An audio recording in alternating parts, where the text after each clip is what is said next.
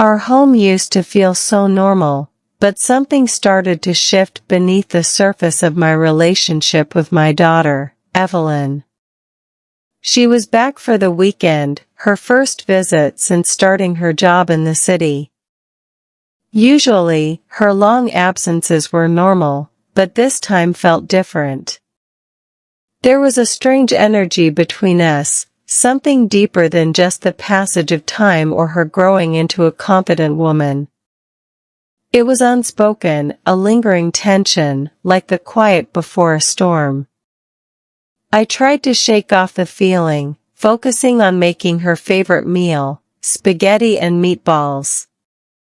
It brought a small smile to my face, reminding me of simpler times, before our relationship got complicated. But the moment didn't last. Evelyn came into the kitchen, her presence filling the room. She smiled, but her eyes held a flicker I wasn't ready to confront. "Smells good, Mom," she said, leaning against the counter. "Just like old times," I replied, my voice more strained than I intended. We both felt the unspoken tension, heavy and thick, waiting for someone to break the spell. She tried to lighten the mood, asking, "Do you remember when we used to cook together?" I was grateful for the shift, smiling as I recalled, "Of course, you were always in charge of the meatballs." For a moment, the heaviness lifted, and we were just a mother and daughter reminiscing. But as dinner progressed, that strange energy crept back in. It was subtle at first, the way her eyes held mine a little longer, how she leaned in too close. I tried to ignore it, telling myself it was just my imagination. She was my daughter, my Evelyn, there was nothing to worry about. Then, as we finished eating, she said something that stopped me. "I've missed this. I've missed being home with you." The weight behind her words made my heart race. I forced a smile, trying to keep things light. "I've missed you too, sweetie. It's been too long." But inside, an unease stirred. It wasn't just her words, but the intense, focused, almost longing way she looked at me. It sent a shiver down my spine, though I quickly pushed the thought away. Later, watching a movie, I kept stealing glances at her. She had grown so much, but there was something unsettling about how she hovered close, as if waiting for something unspoken to pass between us.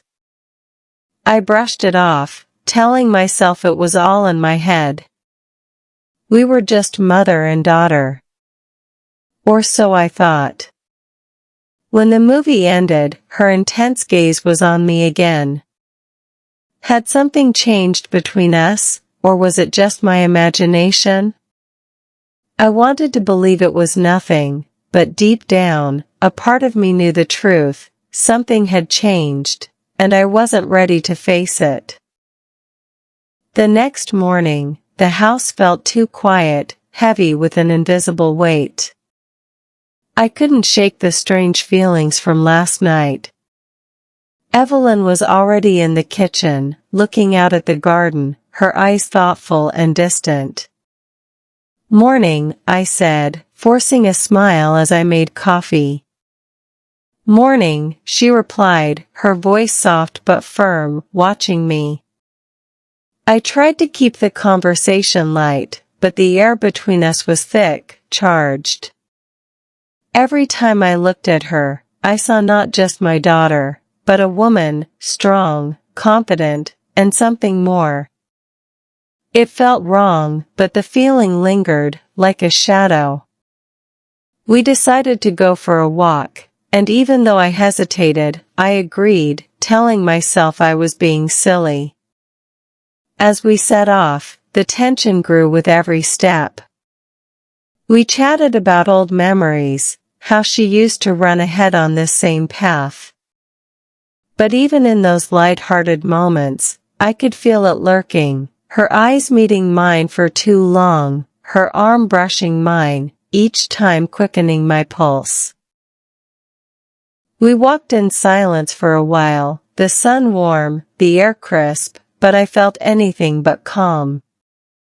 I kept glancing at her, wondering if she felt this strange pull too, something neither of us wanted to acknowledge but couldn't escape. Then, at the clearing at the top of the hill, she stopped and turned to me, her expression serious. "Mom," she said, her voice slow, "I need to talk to you." My heart raced, I knew what was coming. "What is it?" I asked, trying to sound calm, though my throat was tight. She looked away, searching for words. "There's something I've been feeling, something I don't know how to explain." A lump formed in my throat.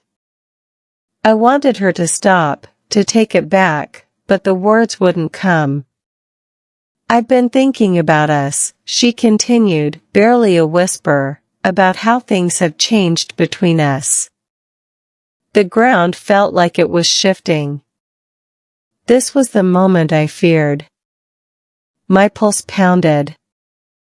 "I know it sounds crazy," she went on, her eyes locked on mine, "but I can't help it. I've tried to ignore it, to push it away, but it's there and it's not going away." I stood frozen, unable to move or speak. I wanted to tell her she was wrong, that it was all in her head, but I wasn't sure anymore. The line between us had blurred. "Evelyn, stop," I finally managed, my voice trembling. This isn't right. We can't feel like this." She took a step closer, her eyes pleading. "I know it's not right, but I don't know how to stop it." My heart ached, seeing the pain and confusion in her eyes. I shook my head, trying to clear the fog. "We need to stop this now," I said, firm but soft. "You're my daughter. I'm your mother. This can't happen. I don't want it, Evelyn," even though a strange part of me disagreed. She looked away, her jaw clenched. "I know," she said, barely audible, "but it's so hard, Mom. I don't know how to make it go away." Tears stung my eyes, but I blinked them back. "We have to find a way," I said, my voice breaking. "We have to stop this before it goes too far." She just stood there, staring at the valley. The silence was heavy, filled with all the things we couldn't say. "Maybe I should go back to the city," she finally spoke, her voice hollow. "Give us some space." I nodded, though the thought of her leaving made my heart ache.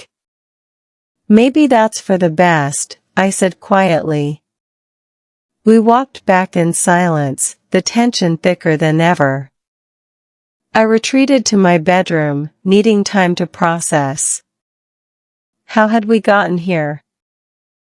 How had something so simple become so complicated? Had I done something wrong? I felt trapped, torn between my love for her and these unsettling feelings. It wasn't supposed to be like this. That night, I couldn't sleep. My mind raced, replaying our conversation. There was no easy solution. Exhaustion eventually won, and I drifted into a restless sleep, haunted by the unresolved tension. The house was still when night fell again, the familiar sounds only heightening the silence between us. We'd kept our distance all day, avoiding the inevitable. I knew it was a temporary escape. I was in the living room, flipping through a magazine I wasn't reading, my thoughts swirling. I could feel her presence in the house. Then I heard her soft, tentative footsteps. I didn't move, pretending not to notice, but my heart sped up. "Mom, can we talk?" she asked, her voice quieter than usual. I turned, trying to keep my expression neutral. The tension was undeniable. I nodded, not trusting myself to speak, putting the magazine down as if that could make everything disappear. She sat down beside me, too close for comfort. The air thickened. I waited for her to speak, hoping whatever came next wouldn't unravel the fragile control I was holding onto. But I knew that thread was already fraying. I don't know how to say this, Evelyn began, her voice barely a whisper. Her eyes met mine, and I saw it, the same thing I'd been avoiding. "What is it, Evelyn?" I managed, my voice trembling. She looked away, running a hand through her hair, struggling for words. Then, with a soft exhale, she turned back to me. "I can't pretend that nothing's changed. Something has, and I don't know what to do about it." The truth hung in the air. I swallowed hard, my mouth dry. I wanted to deny it, to say nothing had changed, but it wasn't true. "I don't know what you're talking about," I lied, heat rising in my chest. She shook her head, frustration flashing in her eyes. "You do. You know exactly what I'm talking about." The room seemed to close in. I didn't want this conversation, but it was too late. I don't think we should talk about this," I whispered, my voice trembling. "We can't." But she wasn't backing down. She shifted closer, and I felt the warmth of her body, pulling me in, though I knew I should push her away. "Why can't we?" she asked softly, her eyes searching mine. "Why do we have to pretend like we don't feel this?" I heard the desperation in her voice, the same desperation I'd been trying to suppress. My heart raced, my resolve cracking. This wasn't right, but I couldn't deny it anymore. "I don't know," I whispered. "I don't know why." She reached out, her hand hovering inches from mine. I should have stopped it, told her to leave, but I didn't. "I can't stop thinking about it," she admitted, her voice raw. "I've tried, but I can't." I swallowed hard, my heart pounding. I knew exactly what she meant. I had been feeling it too, the suffocating weight. "Evelyn, we can't," I whispered, but the words felt hollow. Her hand brushed mine, a surge of heat. I found myself leaning into her, drawn in a way I couldn't explain. And then, before I could process it, she kissed me. It was soft at first, tentative, but I didn't push her away. I couldn't. The moment her lips touched mine, everything inside me exploded: need, confusion, desire. I kissed her back. It happened so fast, so intensely. One moment, we were avoiding the truth, the next, everything came rushing out. The kiss became more, and we were consumed by each other. We crossed the line, doing everything we shouldn't have. We didn't say a word, the silence filled with unspoken feelings. As we gave in, I knew there was no going back. When we finally pulled away, breathless, hearts pounding, I stared at her, my mind racing. Everything had changed. We sat in stunned silence, overwhelmed. The weight of what had happened settled over us, suffocating. I couldn't look at her, couldn't look at myself. How did we let this happen? I whispered. Evelyn didn't answer, just stared at the floor, her face pale, guilt and confusion mirrored in her features. We shouldn't have, I stammered, my voice breaking. This is wrong. She turned to me, her expression pained. I know, but we couldn't stop it, could we? I shook my head, tears burning. No, we couldn't. The realization crashed over me. This was my fault. I should have been stronger. But now, there was no going back. I think you should leave, I said softly, my voice shaking. I think you need to go. Evelyn's eyes widened with hurt. Leave? I nodded, my throat tight. We need space, Evelyn. We can't be here together like this. She didn't move for a moment, then slowly stood, her shoulders slumped in defeat. She didn't say a word as she turned and walked out, leaving me alone, crushed by the weight of what we'd done. I sat there for a long time, staring at the spot where she'd been, my mind racing with guilt. How had it gone this far?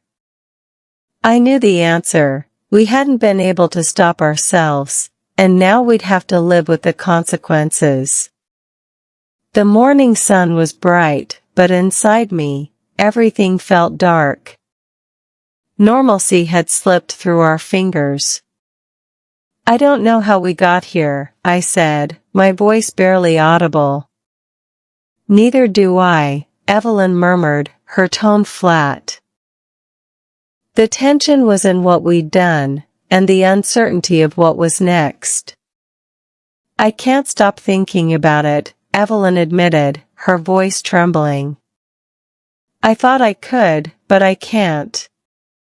Neither can I confessed, hating the truth of those words.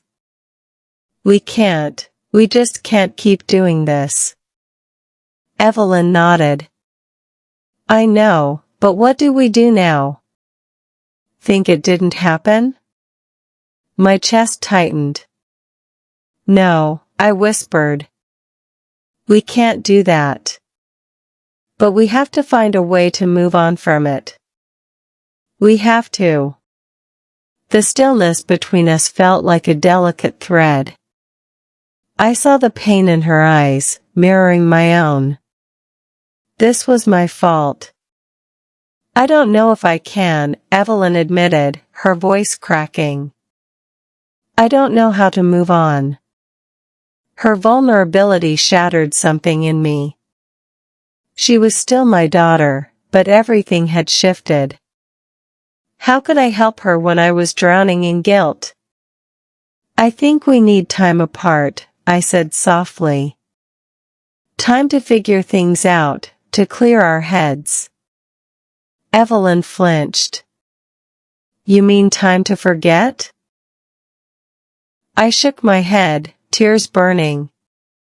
No, not to forget. We'll never forget, Evelyn. But we need space to heal. We can't keep living under the same roof with this hanging over us. Her eyes finally met mine.